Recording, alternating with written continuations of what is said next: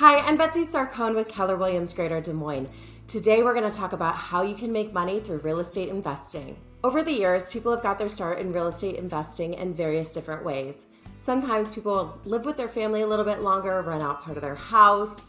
Perhaps they'll take on extra hours and make some money and save up. However you make it work, in the end, the most important thing is that you just start. Once you decide to invest, there are three main ways that you can take your investment. The first way is to buy and hold.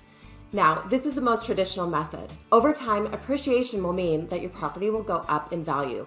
All you have to do is sit and wait. The second way is by flipping homes. Now, this method requires more work, but you can buy a fixer-upper property, put the work in, and get the return. Oftentimes, you can buy it low, sell it high, and it pays off big in the end.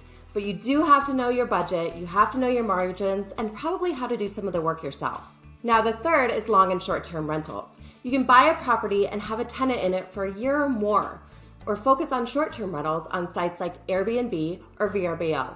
These are mainly for vacation rentals, or specifically in Des Moines, it can be in places where we have events, where we have sports tournaments, things like that. You will need to know the laws of the area before you put in the work to be this kind of landlord.